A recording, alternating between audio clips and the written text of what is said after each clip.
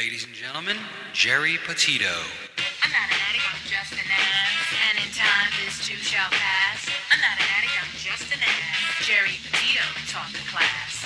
I'm not an addict, I'm just an ass. Loves the answer, the greener grass. I'm not an addict, I'm just an ass. One day at a time, free at last. When you don't know just what to do. Just what to do, just what to do.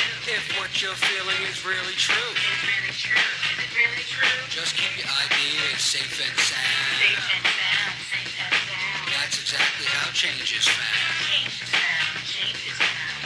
I'm not an addict, I'm just an ass. And in time, this too shall pass. I'm not an addict, I'm just an ass. Geri Petito taught the class. I'm not an addict, I'm just an ass. Loves the answer, the greener grass. I'm not an addict, I'm just an ass. One day at a time, free at last.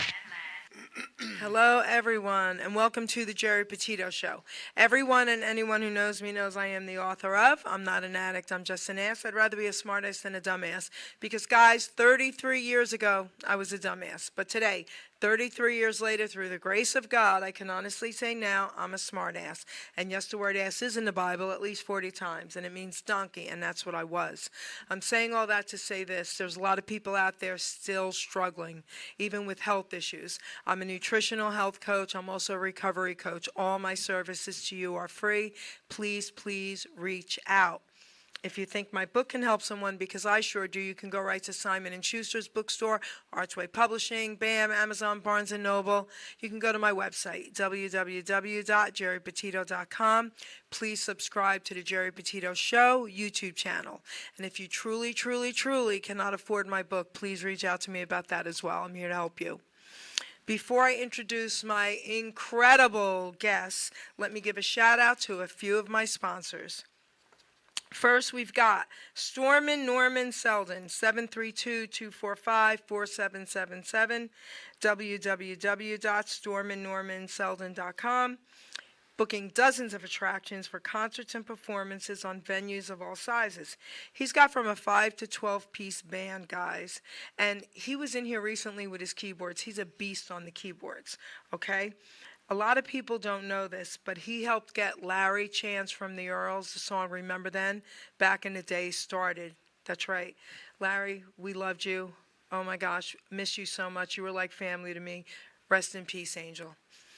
So what he's also doing now, Stormin Norman, is seniors who are home, bored, want to do something. He's teaching keyboard lessons. So get in touch. Then we've got Ken Ryan and Linda Garofalo, The Way It Used to Be, singing songs from the 50s to the 80s, a tribute show to the greatest music and voices of all time. And Ken also does Elvis for me, guys. That's right, that's right. All right, and they're two beautiful people. They do so many fundraisers. And they were at the entertainment luncheon yesterday. And yes, they were the singers, and Ken sang Elvis for me. Thank you very much. Then we've got Johnny Bishop, a.k.a. Johnny B., singer-songwriter, host of the Entertainment Luncheon South, a nonprofit network created for the creative. Okay, his Facebook group page, Entertainment Luncheon South. He's also the partner in the Joey D. and Johnny B. Oldies band. Now, he's also going to be doing a lot on his own lately as well. So a big shout out to him and his wife, Linny, for doing what they do. You've been there. I mean, it's incredible, right? Yep. It's $20, guys. It's by invite only, but if you tell them you know us, they might let you in. $20, you get a meal, you get great entertainment, and they don't keep a penny of it. So a shout out to them. Love you guys. Then we've got Michael Zanman, singer, entertainer, performer, www.mzanman.com. The guy is awesome. He's incredible. And I'm going to share something with you. Okay, he doesn't know I'm going to say this today. But he put out a song, Hold Me, Thrill Me, Kiss Me, by Mel Carter. All right, so it was on Facebook, and it's going to be on again. And he didn't know it, but I'm friends with Mel Carter, baby. So I sent the song to Mel. And I got Mel on the phone, and we got Zanman on a three-way, and Mel Carter himself told Michael Zanman he sang his song great. How about that, okay? That's awesome. Michael Zanman could not breathe, okay? All right, so that was really cool. Mel Carter, I love you. I'm going to be interviewing you again as well, and priceless what you did. Then we've got John Manforto, the man of many faces, singer, actor, celebrity impersonator, and tribute artist. So I gave John the title the man of many faces, but he was given a title by a former Philadelphia mayor as the official Philadelphia Rocky impersonator. How cool is that? He is Rocky, baby. All right, he does like over 30 of them. And what's incredible about what he does at his shows is he'll do Italian night and he'll do just the Italian ones. But within 1 minute, he puts his head behind a curtain. Debbie helps, his wife, and he comes out as a character. I don't even understand that. All right, he's incredible. And my three favorites, of course, Rocky, of course, The Godfather, and of course, Elvis, baby. So that's John Manforto. www.johnmanforto.com. Last but certainly not least, Michael D'Amore, singer, songwriter, performer, entertainer. www.michaeldamore.com. So guys, you know how I feel about Elvis, right? He's up here, nobody can touch him. But I got to tell you, I put two singers kind of under him. And one was Michael D'Amore, right under Elvis. That's how incredible he is. But then Carter Rubin, who won The Voice. All right, I love this kid. We're all family. So I says, all right, when we did the interview, I said, Carter, I'm moving Michael down one. You're going up under Elvis, and then Michael will be third. So we have a lot of fun with it. But Michael D'Amore, incredible, incredible. All right? So I had the honor the last 2 years of emceeing at Let East, and we got Michael Zaman opening up for Michael D'Amore, and then this year we got John Manforto involved. It was incredible. So next year we're probably all going to be doing the same thing. So having said all that, enough of that, right? So I've got three of my favorites here. Well, two and a half, okay? So Mike Dupree from Halloween Kills, the movie, with Jamie Lee Curtis. Say hello to everybody. How you doing, everybody? It's great to be back and great to see you again because Oh my we don't gosh. get together much anymore. No, we have to. Yeah. And the two boys, okay? So don't tell him, but Red's my favorite because he's a good boy. You're darn right I am. And Horace, I love you, man, but sometimes you know you're crying bad. out loud. I mean, really, sometimes you're bad. All right, but thank you for coming back. You're welcome. All right, thank you, Red, for coming back. So, I just love these guys, and everyone who knows me also knows that I'm an oldies doo-wop and Elvis girl, but I love magic. I love impersonators. I love puppeteers. I love all this craziness, impressionism. My favorite. So I want you to tell everyone, most people out there know who you are, but there's a few that might not. So tell everyone really who you are and about the movie first. Okay, I'm just a guy from Tuckerton here in South Jersey. I was a in-house ventriloquist for the Tropicana for many years in Atlantic City. If anybody happened to be there, I used to host the game shows and do announcing and whatnot. And I figured that was the pinnacle of my career. It wasn't going to get any better. I used to do little opening shows for various performers, and I did that for years, and that was in semi-retirement. Then out of the blue, I got a call from a guy who actually carved Red for me. Oh. Conrad Hartz. He was in South Carolina. He said, Mike, and he has this southern accent, real nice guy, super nice. And he said, they're filming a movie down here, and they needed a ventriloquist. He said, I auditioned. Unfortunately, I have a southern drawl because he's from South Carolina. They have a drawl down there, Okay. accent. And I didn't know it at the time. The movie takes place in Haddonfield, Illinois, a make-believe town, of course, and that's where Halloween takes place at. So they didn't want somebody with a southern accent. So he said, Mike, audition on a tape and send it to this producer.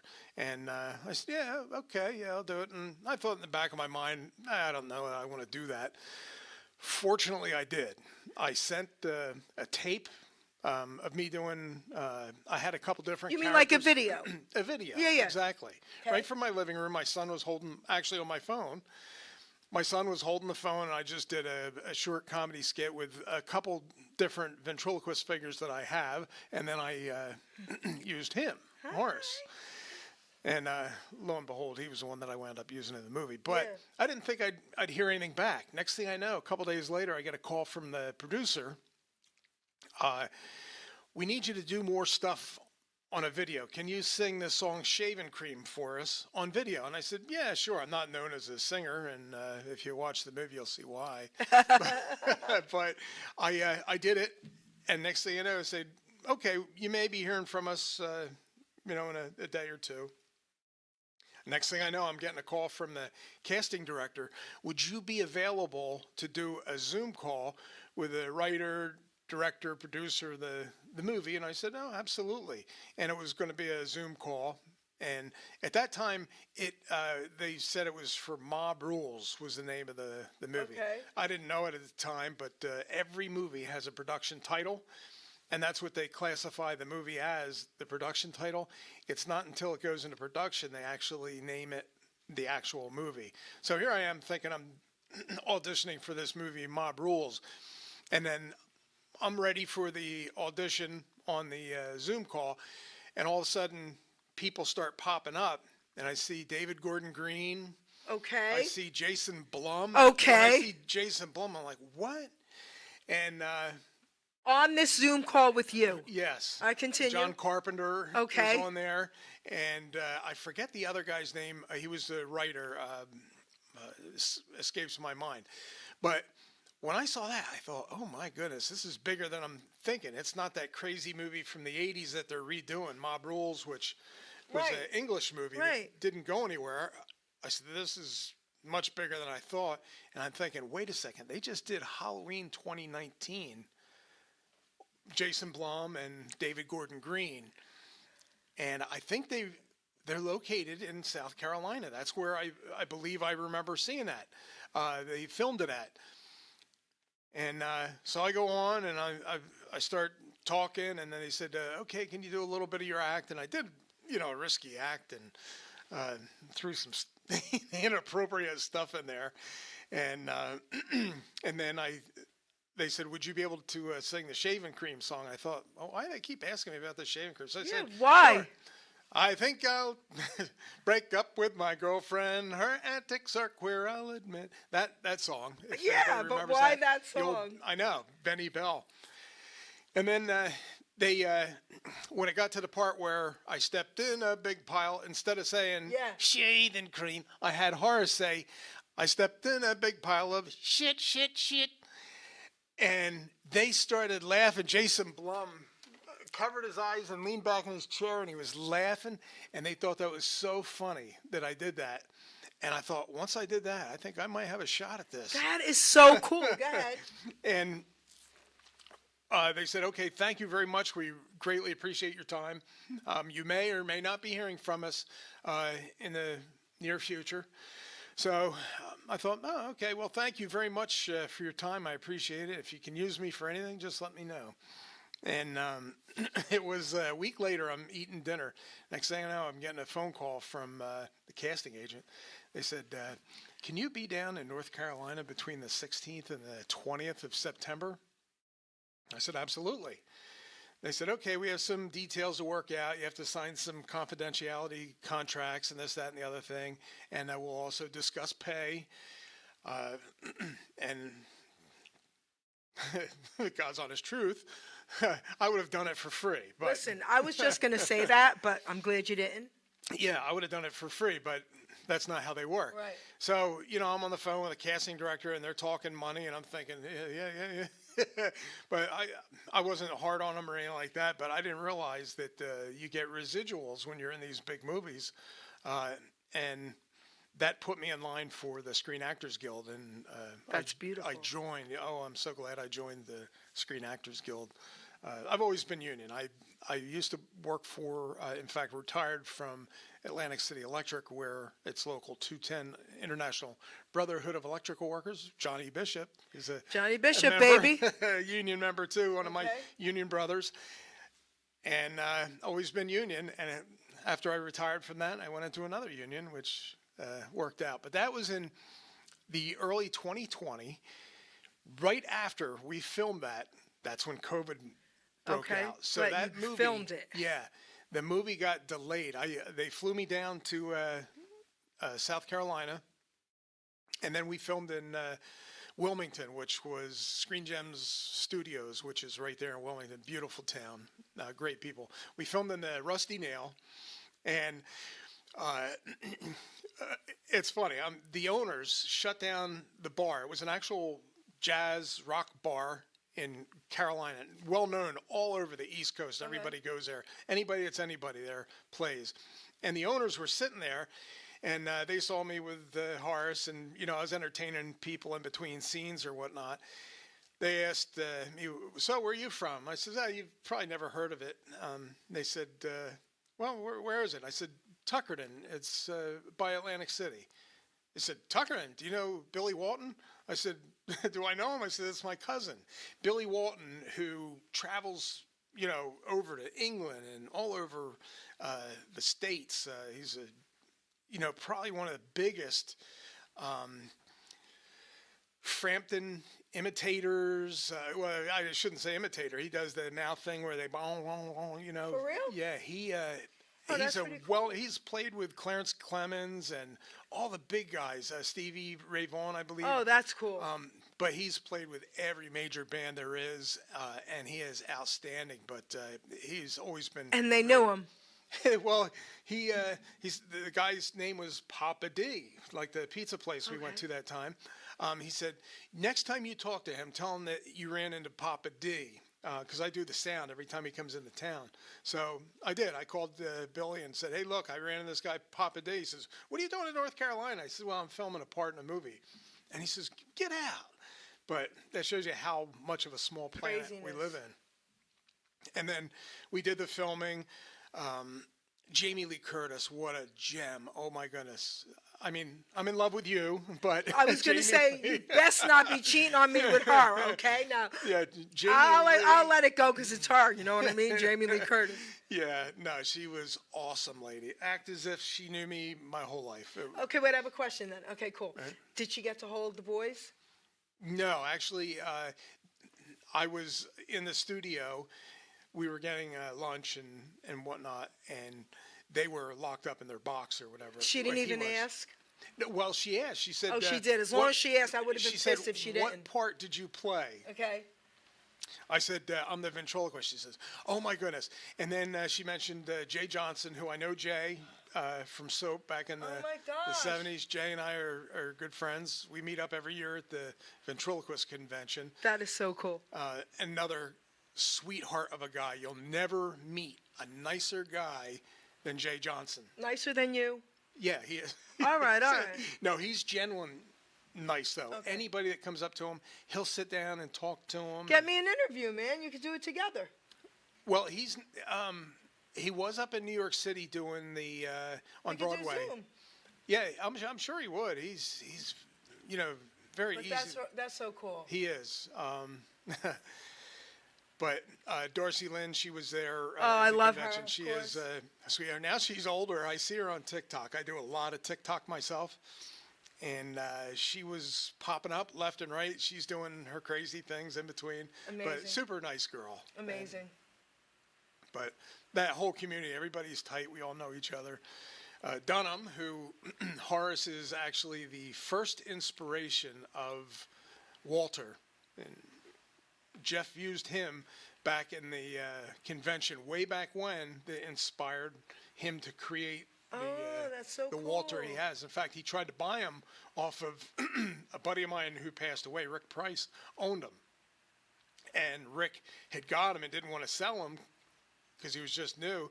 So Jeff went out and built Walter, being he couldn't buy him off of Rick. So then he got real big with Walter, and then Rick Price think, I can't do an act with him because now they're going to think it's Walter. So he went up selling them to me, and I was just doing Atlantic City stuff. So, national stuff I wasn't doing, so it didn't matter to me. Right. But it worked out. And he ends up being in the movie. Yeah, and it's a funny story. I had it was a Selberg figure, and he was a real great character, and I was going to use him. Unfortunately, we couldn't come to agreement on a price. So they have to have full rights, and Tim is very protective of his stuff, and he should be, because he puts a lot of work Right. in it. We couldn't use him, so Blum said, "How about that grumpy one that you had?" And I said, "Sure." He said, "Who created him?" And I said, "It was Bill Nelson. Do you think you can get a hold of Bill and get permission to use him?" I said, "Well, I'll call him." So I got a hold of Bill. Bill said, "Absolutely."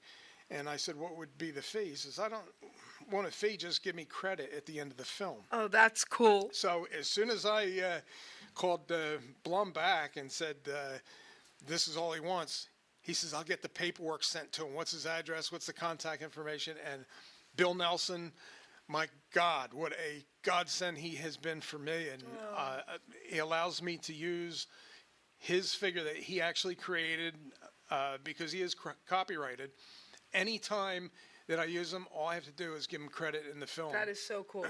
And I have a, open invitation, and I'm very thankful for Bill Nelson's work, and he's a great figure maker, creator, illustrator, downright beautiful paint. You can see the paint Right. on Horace. Right. Yep.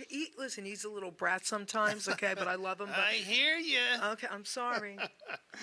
But that's why we wound up using him. If not, we were going to use the Selberg Coot figure, it was called.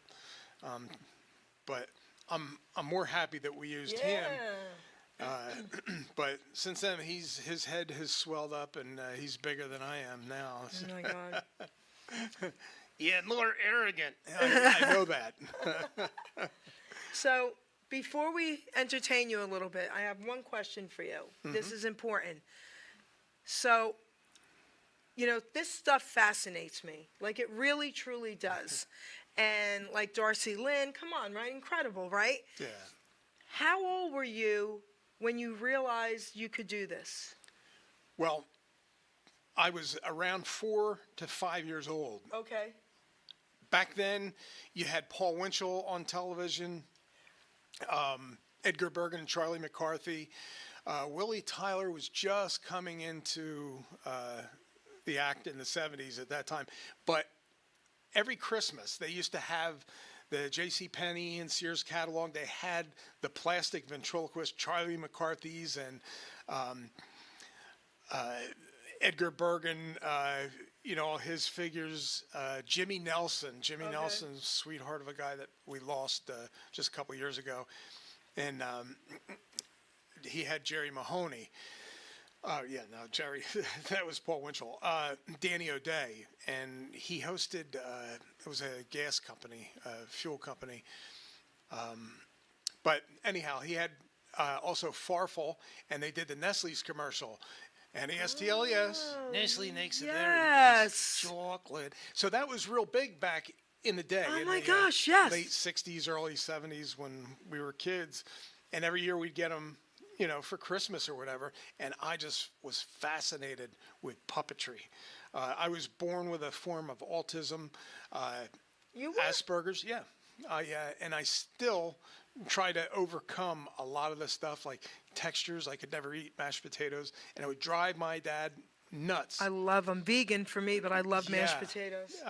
And I could never eat them because of the consistency. And same thing with clothing. I didn't like, and then everything had to be the same way every time you did it. And my mom knew that things were going on, and they wanted to put me in, a special class, and she wouldn't let them. She said, "No, I want him to be with his friends." And Okay. so thankful that Yeah. she did, because it was real mild form Asperger's I got. Okay. I still can't spell to save my life. My brother doesn't have Asperger's and he can't spell, Yeah. okay? And I can't do math. Who cares? Yeah, math I hate. I hate it. That gives me a headache just Okay, I thinking hate about math. So I started at a very young age, like 4 or 5, and I broke the ventriloquist figure. And my mom said, "I'm not going to get you another one unless you learn how to do it," because she figured, this is my way out of not having to buy him another one. So there was a little book that came with it that said how to be a ventriloquist. And I had my brother read it to me, and I memorized it. And then I started practicing. First, you start out by just keeping your mouth together like this and talking, and then you work on the lip control in front of a mirror. And I had it down pat. So I was showing my mom and dad, and they felt so, uh, you know, I did what they asked me to do, and I was actually good at it. They bought me another ventriloquist figure, which was a Jerry Mahoney. That is so cool. So I used to bring it to school, much to my teacher's dismay, and put on shows for You the should have kids. had me as a teacher, because I Oh. would have been like, we're not doing class at all this month. Okay, we're going to. Oh, but yeah, I much to the annoyance of the teachers, it grew old pretty quick. But then years later, I'd be saying, "Hey Jerry, come here a minute," and people look around, wonder where it was coming from, or I do the distant voice. And Have you ever, been in touch with any of these teachers after? oh yeah, well it's a small town Okay. that I grew up in, And they know about you now? And all that? That's well, pretty- the ones that are still alive. Yeah, There's, I know. Joe Newroth is one of the few that's still around. We just lost my fifth grade teacher about Okay. a year back. Okay. And Hensie Margraf, Mrs. Margraf, great lady. She had passed away. And she actually enjoyed the arts. Joe Newroth, too. Joan. I was an art student, okay? Oh, And my grammar school art teacher, Mr. Gray, 7th and 8th grade, I moved here from Long Island City, New York to New Jersey, and he was my art teacher. And they titled me the queen of the art room, so they had me do everything, like all the posters, anything. And then I get into high school, and we lost communication, because we didn't have, Facebook or any of that stuff back then. And I also became the queen of the art room in high school. I went to School of Visual Arts in New York, in the Village, in '79. Allentown High gave me 3 art classes my senior year to make sure I got into the school. It was different back then. You didn't just pay and get in. Yeah. You had to be accepted. So 2016, I'm on air, and we were able to be live on Facebook at the time. So people would watch and message us and call and everything, talk to you while you're doing the shows. I get a message while I'm doing one of my shows, "Hi, Jerry, do you remember Bill Gray?" I said, "My art teacher," and it was him. Not only did he only live 10 minutes from me, I got to see him and his wife, who was our Spanish teacher, and he passed away a couple years ago, and I got to go to his house also a couple weeks before he passed away, and I got to tell him that it was because of him that I never stopped. So that's why I was asking you. Always follow your dream. That's why I was asking about your teachers. Well, like I said, I had done ventriloquism since I was a small kid. It's crazy. And when I worked at Tropicana, I thought, that's the pinnacle. That's success for me. That's all I ever wanted. And it will never get any better than that. And it did. But I always loved television, and I loved the movies, and always wanted to be in them, and never thought in a million years that I'd ever get the chance. And then that opened up. And I have to be very thankful for That's right. the man upstairs for That's that. right, baby. And since then, it's really opened up so many doors. And now that I'm retired from my regular occupation, I'm busy 24/7, That's it so cool. seems, which is good. Yep. I volunteer 80% of my time to a rescue squad and a fire company. Yep.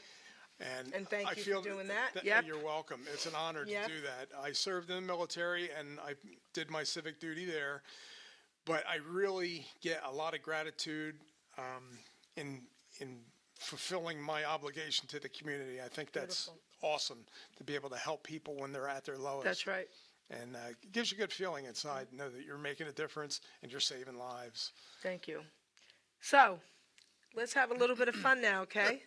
So, gotta do your thing. Okay, well, I got to explain something. There's a box right here to the front. Red actually invented that, and it's actually the antenna is spinning real quick. Let me adjust that, because I'm afraid that he didn't do such a great job with it. Don't say that. Red did a great job. Don't worry, Red. I got your back, baby. Thanks, sweetie. Red's my boy. There we go. I'm afraid that it was going to... So, Red invented lie detector, but it's a wireless, so you don't have to hook up to any special thing. It can, go through the air. So, can you tell a lie for us? Can I tell a lie? Sure. Yes, I hate Elvis.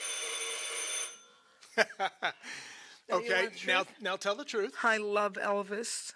Okay. So the green light comes on. She's telling the truth. Red light and buzzer, you're telling a fib. Red invented this. Yes, I did. And how did you put it together?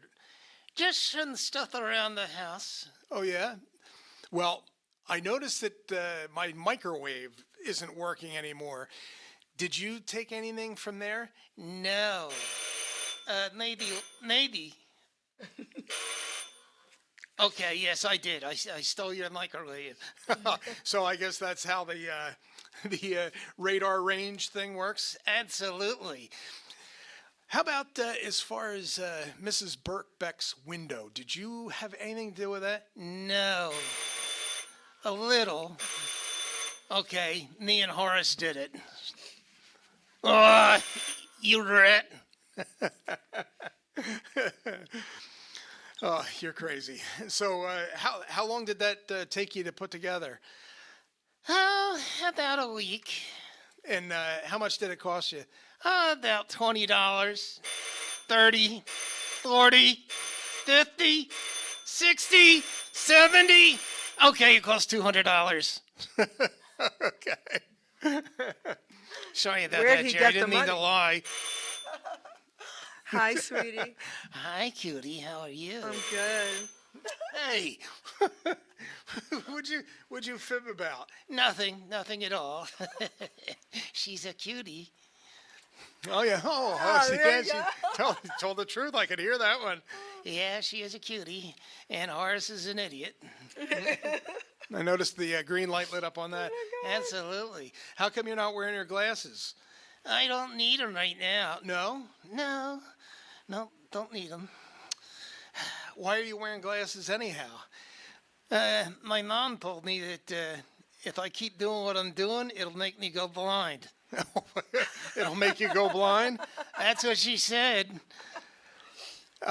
So you have to wear glasses because of what you were doing? Yes. What were you doing? Reading in the dark. Oh, okay. I was thinking something totally different. It shows you where our minds are at. Okay. And he's not lying. No.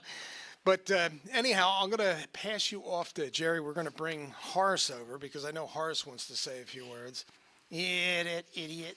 Come on, baby. Oh, I'm looking forward to this. Come on, sweetie. Oops. He wants to lean on me. Hi, baby. Hi. How are you? Oh, hi, sweetie. All right. I got my boy. You're so cute. Oops. All Careful right, there. here we go. Now we're going to watch this stuff. Hey, Jerry, it's good to see you. It's okay to see you. I could care less. Listen, Not you're nice. not being nice. Not at all. Okay, he's not nice. I hate that thing. I wish you'd get rid of it. Well, maybe the antenna will fall off. Yeah, I hope so. Oh, my God. So, how you been, Jerry? It's good to see you. It's good. It's good to see you, too. Yeah, she's right. Okay. See that? She didn't lie. I didn't lie. I thought you would about that. I love seeing you. She likes seeing you. I like seeing you. Jeez, where's Doc G at when you need him the most? He's back there waving at you. Yeah. One finger at a time. I saw that. Oh, so what have you been up to? Nothing good, that's for sure. You're going to make that box catch on fire if you keep your stuff up. This is how things go anyhow. It's really good to be here in the studios of Hamilton Radio. Slap him. No, really, it's good to be here.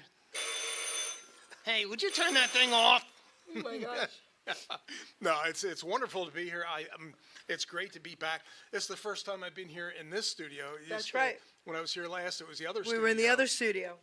Yeah, right by that wonderful pizza place. That's right, Papa's. Papa's. Yeah, Papa's. That's good pizza. Oh, I know. Okay, Yeah, you you're told telling the truth, okay? Yeah, so anyhow, it's good to see everybody, and it's nice to talk to everybody. You are so miserable today. No, I'm in a good mood. So help me, I'll kill you. Oh my God. Oh, that didn't. Okay, see? I was talking to the mic, not you, Jerry. I feel bad for you. Oh my gosh. You have to sit next to this knucklehead. Hey. Oh my gosh. Well, anyway, I'm going to set you back down because you're nothing but trouble. Jerry, it's so good to see you. We'll put Oh you my down gosh. here. We'll put him there. You going to stay there for me? He's resting. He's resting. Yeah, you can hold Red. Okay, so we got Red. So, Red, what do you call that box there? It's the T-Cal 2000. For Tom Crowell, who invented the original one, right? Yes. He's not moving his lips. So you're a horrible ventriloquist when it comes to operating. All right, hold Red. No, I no. want you to come on now, play with him. All right, here we go. Yes, Hey. come on, do it the right way. There you go. I'm not used to using the left hand a lot. Hi, baby. It feels like a stranger. Oh my I'm God. gonna. Oh. That's horrible. There you go. Now, how does that feel, Red? That feels better. Okay. Hey, he's got soft hands. Oh my gosh. Soft hands and a warm heart. Oh my He gosh. has an okay heart. They get me in trouble. So, Yeah, it's good to be here. I do have a good time every time I come here. I know you It's do. good. See, I love you. I love you too. ooh, green light. There it is, baby. I love you too, Mike. Oh boy. Yeah. Yeah, Mike, I love you too. I love you, Doc G. Oh my gosh. This is so cute. But here, I'll hold him. I'll give him back to So you. now, and- what's new? Well, I've been doing, parts as they come up. I'm a member of the Screen Actors Guild. Okay. Whenever a part comes up, they have to have a certain amount of Screen Actors Guild members on property when they're filming. So I just did one up in Trenton in front of the Art Museum 2 weeks ago. 2 weeks ago on the Sunday. That's cool. In fact, they're still probably filming there. I'm not sure how long their permit was, but I don't know the name of the movie. It has to do with a missile attack on the President of the United States. The ironic part is, Irony. yeah. The magic of the movies is the part actually takes place in Washington, D.C. We filmed it right here in Trenton. So they had a mocked out vehicle that looked like the president's limo with the flags and everything, and it looked exactly like it. You walk up to it, it was so funny because it was these plastic panels that were shiny black, and it looked like a armored vehicle, and it really wasn't. You walked up, it was an old dilapidated limousine that had these panels on it that made it look brand new, and it looked like it was armored. That's so It ridiculous. is awesome. Right? I could probably send you a picture of it. My Yeah. explaining doesn't do justice, but as they would shut the door, you'd see the panels move, but on television or in Right. the dailies, it looked awesome. So, Ruben, the other owner of Hamilton Radio and Iron Horse Films, my producer, you know Ruben. Yeah, Ruben's a great guy. So Ruben lives in Trenton. So he sent in to be an extra on that movie. On that one, Yeah, he's- Happy Gilmore too. Well, wasn't it? yeah, but he's 5 minutes away from the one in Trenton, and they didn't accept him. But Happy Gilmore did. So Yeah. he's been traveling, but it's just an irony. It's so funny, right? Yeah, because I think South River is where they're doing Happy Gilmore. Yeah, something like that. Yeah, and there's another one, another place because I was asked to go to that, but it was too far away and it conflicted with other things Okay, that okay. I had going on. So, but So that would have been cool if he got into Trenton and there you were. Could you imagine if No, we were working together? I would have been visiting, baby. Because I worked with another Screen Actors Guild member, Eddie from Philly, and a great guy. Every set that I go on, I meet great people, and we wind up, exchanging Yeah, numbers. so cool, right? It is wonderful Oh my people gosh. out there, and This is so cool. So, as far as now, like, are you doing any like private shows or any of that? What's happening? the last one I did was at the Entertainers Okay. Gathering. It's been a bit. I try not to schedule anything because I'm a councilman in the town that I live in as well, so I'm helping run the town into the ground. Just joking. And then I do the rescue squad and the Okay. fire company all the time, and Okay. it seems like I put in so many hours there. It's 24/7 24 hour, 7 days a week job. I'm retired, so a lot of guys that work can't come out during the day, and if there's a fire, I feel guilty if I'm not there to help. Okay. You told the truth. Yeah. Looks like the antenna's going to drop at any time. You should have made it a little better, Red. Looks like it's going to come off. We don't want it to come off. Yeah. You should have reversed the threads on them. But the T-Crowd 2000. So now the movie in Trenton. All right. So what part did you have? I just was actually an extra. As the president's motorcade is coming by, me and the guy Eddie, we were just playing tourists in Washington, D.C. Okay. and had a little guidebook and a fake cup of coffee. And as the president's motorcade's coming by, we're walking up, looking at it, looking in the window, and then all of a sudden it just takes off with all the motorcycle cops and everything else. And it was so cool. The top of the limo, when they did the first ride around, had all these hundreds of antennas on top of it, and it looked like something out of a sci-fi movie. But it was all the cameras that they had mounted on the inside of the car. The actors were doing their dialogue inside the limo, and we were on the street, and they would go back and forth. Then they'd reset, and they'd come back around, and they'd let them in. They had the streets blocked off in front of the art museum. That's Okay. where we were at, Yeah. and that's where our part was filmed. In fact, I was in front of the League of Municipalities, Oh, okay. which Yep. I'm a member of the league. They have a convention every year in November, which I'll be going to. But I had to get my picture taken in front of the league because they have a gold plaque on the wall. That's the stoop that we were standing at. That's so cool. For the movie.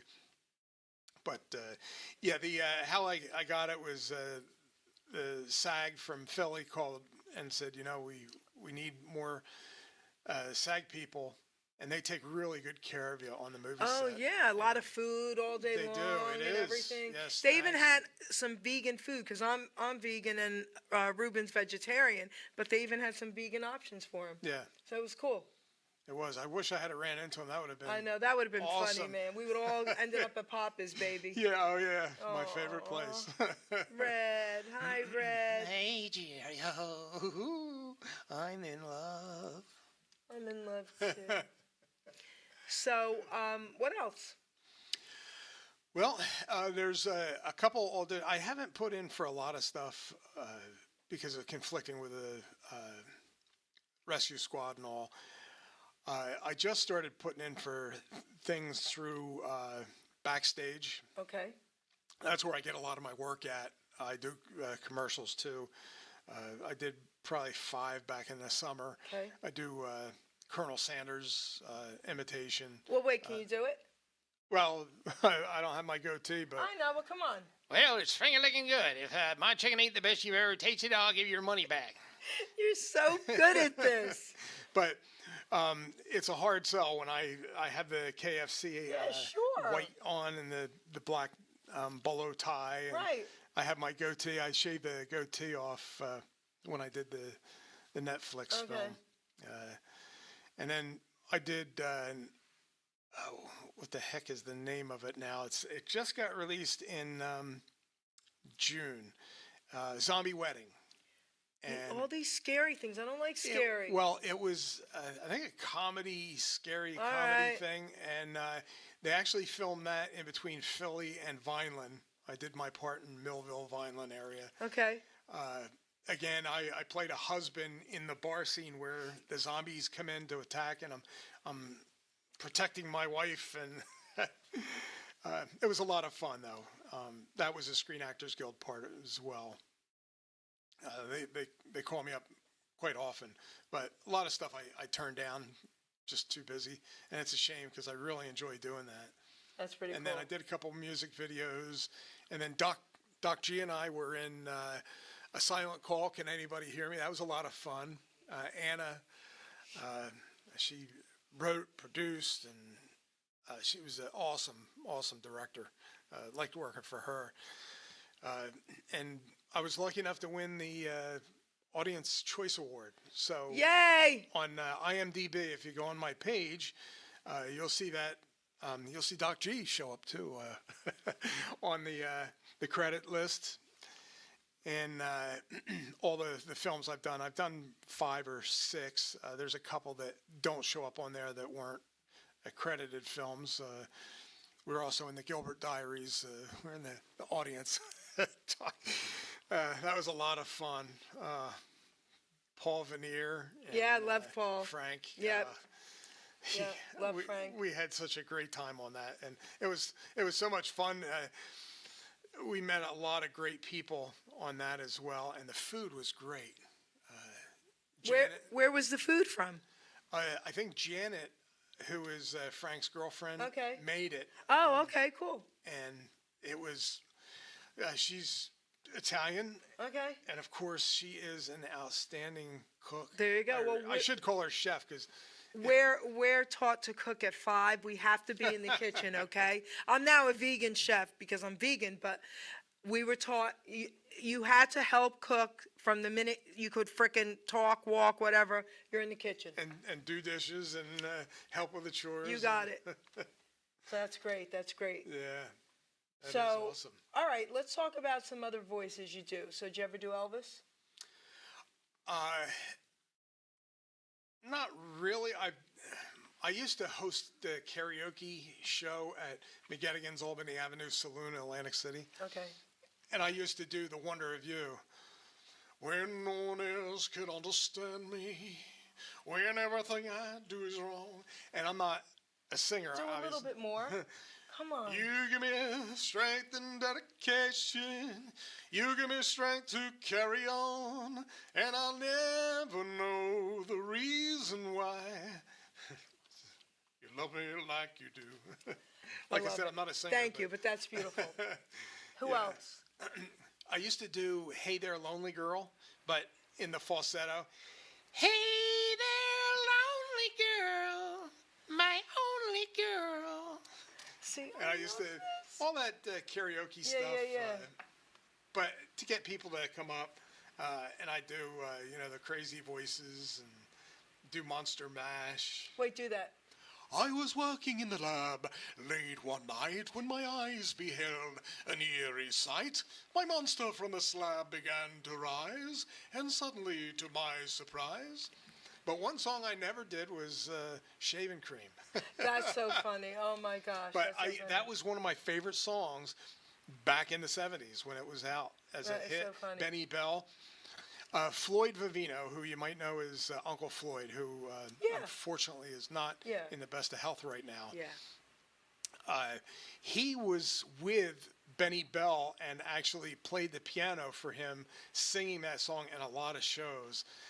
I tried, just before the movie was released, I was going to get Floyd to come in and play the piano, and I was going to use Horace, and we were going to be in an old barber shop and get a couple other kid show hosts together, and a few friends that were musicians, and put together a music video. But unfortunately, and the whole key was to have Uncle Floyd be on there with us. But he just wasn't in good health, unfortunately. And then Gene London passed away. Oh, yeah. Which Yeah. was unfortunate. Yeah. Anybody that grew up in Philly that knew Gene London, Very sad, very sad. it was. And a wonderful guy. He used to collect, sort of like Debbie Reynolds, all the old costumes from all the old movies. He had a huge collection. And him and his partner, I think, donated them to some museum in Philly. That's cool. Yeah. Oh, I love all that. But I grew up watching him, and I used to love the artwork that he would do. He would tell a story as he was drawing, and unfortunately, there's no local television shows for kids anymore. It's all national stuff. Nothing's the same. No. I was talking to someone recently about all this, and, you know, our hearts belong to all that. Yeah. It will never be the Nope. same. It was an innocent time back Yep. then, and everything that we had back then we thought was great, cutting edge. Now it's just kids look at it today and they're like, "What's Okay. this? You watch that?" Yeah. Okay? Crazy. Yeah. So, all right. So, I want to let everyone out there know, please share this show, okay? Because right here, come on, look at who we got here. This is amazing. This is my boy. Oh, he's whispering something to me. I love you, Jerry. Oh, I love you too. Oh. So, is there anything, I don't want you to forget that there was something you wanted to tell everyone, any of that. Ruben just walked in. We were Yeah. talking about you. He was on the set in Trenton. You didn't get that. You were 5 minutes from there, but you're on Happy Gilmore. We were talking about you, Ruben. We were. Talk about that. No, it was all good though. Okay? Guys, say hi in the camera. Oh, wait. We're going to ask you a few questions. Okay, can you tell a lie? Just say something that's a lie. Okay. Say you're white. I sent the first space shuttle to Mars. All right. Now say something that's the truth. The color of your skin. Say it. Say I'm black. Okay, so you told the truth. All right. So now ask him a few questions. Oh, jeez. Here we go. Where was your first kiss? That's a tough one. On the neck. Movie theater. Ah, movie theater. All right. So that's all right. That's Ask him how much he loves me. Movie King Kong. How remember. do you love Jerry? No. See, I knew you did. I would say that picked up on that. I- Did it on purpose. Chris, I love Jerry. Horace has it. I think Jerry's despicable. Yeah, I do too. Everybody loves Jerry. So now, let's.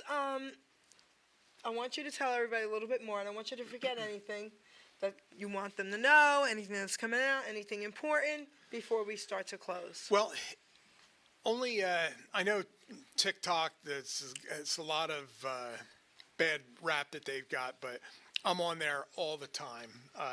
Every week I upload another video. So if you go Dupree Studios, check me out on TikTok. I don't post any videos on YouTube anymore because they cut out a lot of content, and if they don't agree with You're right. Your videos, they don't like a lot of religious stuff. You're right. I'm a God-fearing, God-loving Yep.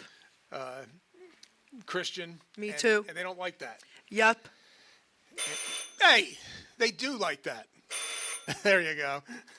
No, they for some reason YouTube doesn't like that, and they like if you post a video or something that they don't agree with, they demonetize it and make it go away. Yep. TikTok is almost as bad, but you get a better. lot more views. I have a couple videos that have like 10 million views. Oh wow! I got to start doing all that. Yeah, you really should. Okay. You can make some money if you keep up on things. Me, I don't care if I make a penny Right, off of it. right. I just like my stuff is all antiques and antique radio stuff and the old television cameras and the microphones from the early broadcast days, and then a lot of informational, funny stuff that I throw in, and the dummies I'll do. But I have over 300 videos on TikTok already, That's cool. and I always have people that want to, want me to pair up and advertise their product or whatever.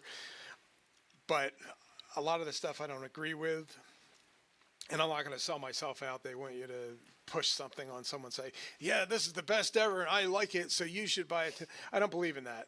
Captain Kangaroo was a guy that was the same way. loved him. They wanted him to advertise bicycles and And he wouldn't sleds. do it? And he would not. That's so. Yep. Oh wow. He says, I don't want those children to think that they have to buy something because it's on my show, and a lot of their parents can't afford it, and I don't want them to miss out, so I'd rather not do it. And I really respected him for that. And I didn't know it at the time, but years later, during interviews that I was watching, yeah, I had saw that, and I thought, that was awesome.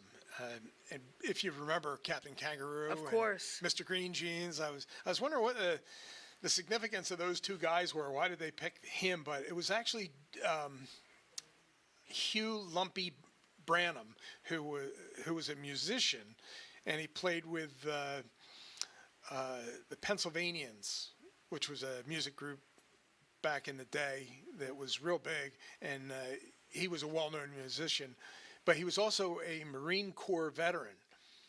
So was Bob Keeshan. Bob Keeshan and him served in the Marines, and that was their connection. They were actually friends, and that's how he got the part as Mr. Green Jeans That's so in the cool. Treasure House. He played the gardener and farmer, and it was awesome back then. Like I said, back to the children's show. So now, all right, I want you to hold red. I'm going to read a poem out of my book. Okay?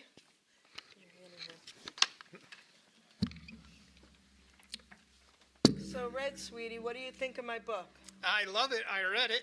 And what do you think? It's got a lot of inspirational stuff in there. So cool. Did he read it? He don't read. So, Red, I'm going to read a poem for the three of you today, okay? You're gonna make me cry. I'm telling you that right now. Okay. So now, this poem is called Utilizing Gifts and Talents. And I wrote this poem for anybody out there doubting their self-worth or that they feel they have nothing to offer. Because I know I'm going to be getting a lot of messages how great this show was, that you're so cool. They wish they could do what you do. And, I get that a lot with different, singers. Oh, they sing so great. Oh, everyone has to know they have something to offer, right? We all have a gift. It's up to us to figure out what that gift is. So if you're doubting yourself, please listen to every word of this poem. We are born with talents, we are born with drive, with different gifts to help us thrive. I knew early on I was born to draw and paint, to also write poetry, and to talk without restraint. Our gifts and talents should all be used, God's gift to us, not be abused. We can go far in life for sure, using our gifts to go on tour, like this guy does. All our talents should be used to create ourselves and more, but then our job's to share them, to even up the score. You see, in life, what's needed is not just for ourselves. Once our gifts are mastered, take them off the shelves. A living we can make by spreading them around, not just for the money, but to spread a peaceful sound. Don't take for granted the gifts you're given. Go out and spread the joy. Our gifts are not to be held back for us to self-destroy. Put your efforts forth. Do not hesitate.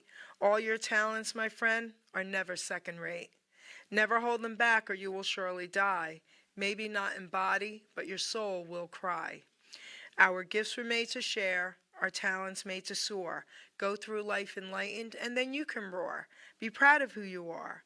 Be happy you're alive. Once again, my friend, your gifts will help you thrive. By putting efforts forth, not keeping them at bay, your name, Mike Dupree, and my boys, baby. Yeah. Your names will live forever, forever and a day. I love you, Jerry.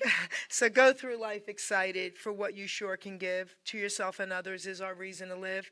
Our grave will be quite lonely, but our legacy lives on. So make sure people smile with the breaking dawn. That's awesome. So you are making so many people smile, Mike, and my boys. And you know what's amazing about what you do? You could walk into a room and not even do anything, but you're holding them. People start smiling, right? They do. So think about that. So this is an incredible gift you have. You know, I thank God for you and my boys. You're amazing.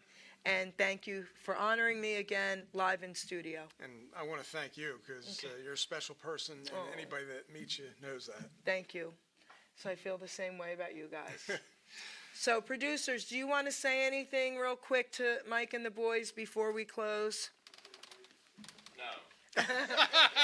Come on, Ruben. Come on, do the He's beeper. not a man of the few words, that's for sure. I know. I want to say something. Go ahead, Gino. Doc G. Mike, it was a pleasure working with you, man. It's always, I have an awesome time. You and Sandy, I miss Sandy. Her birthday was just a week ago, and I hope she had a great time. Yeah, she did. She said, but it was awesome to work with you, and always, if we can ever work again, I would love to do that. So Absolutely. thank you so much for that. And I love what you do with your puppets. Oh, thank you. And I love both of them. Okay. See? There you go. He lied. He lied, okay? I think Doc G is a sexy devil. Go ahead, Ruben. Great horny toes. See, if you don't know, Ruben has an off-kilter sense of humor, That's right. but it goes in line with my sense of humor. See? What do you want to say to the boys, Ruben? Want to say to the boys? Well, first, I'm glad I don't have somebody's hand up my butt.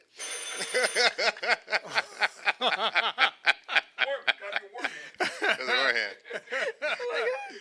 But Mike, you're such a great friend. You know, love seeing you when we can. Thanks, Ruben. It's Yeah, always a great also- honor to see you guys. Yes. I'm glad that you're able to get on the Untitled Netflix one. Thanks. Even See though you. I only live like 7 blocks away. Okay, he got on and you I didn't. had to drive over an hour and 15 minutes I away. think that's what they did. I think the closer you live to the set, Yeah. they put you like far away. You know? And something else they do, I notice, if you've been in a Netflix film Yeah. within the last 6 months to a year, they won't pick you. Yeah, me and Jerry were just talking about that because I was supposed to film this week, but I was on it so much and so many scenes. Yeah. Yeah. But nothing on, Netflix. I'm not any bad terms, but Right. nobody said nothing to me. Yeah. Right, they don't- That's how they work. But that's Yeah. how they work. But here's the best Yeah. part: we're gonna get to see this guy on camera because he was in so many scenes. Yeah. That's So awesome. say goodbye to the boys. Okay, guys. I just want to say goodbye.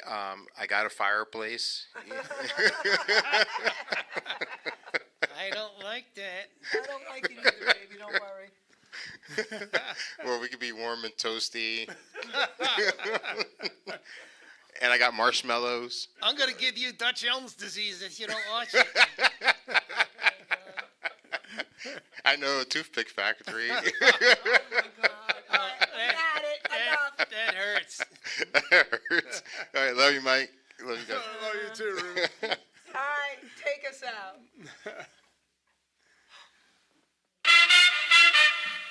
Ladies and gentlemen, Geri Petito. I'm not an addict, I'm just an ass. And in time, this too shall pass. I'm not an addict, I'm just an ass. Geri Petito taught the class. I'm not an addict, I'm just an ass. Loves the answer, the greener grass. I'm not an addict, I'm just an ass. One day at a time, free at last. When you don't know just what to do. Just what to do, just what to do. If what you're feeling is really true. Is it really true? Is it really true? Just keep your ideas safe and sound. Safe and sound, safe and sound. That's exactly how change is found. Change is found, change is found. I'm not an addict, I'm just an ass. And in time, this too shall pass. I'm not an addict, I'm just an ass. Geri Petito taught the class. I'm not an addict, I'm just an ass. Loves the answer, the greener grass. I'm not an addict, I'm just an ass. One day at a time, free at last.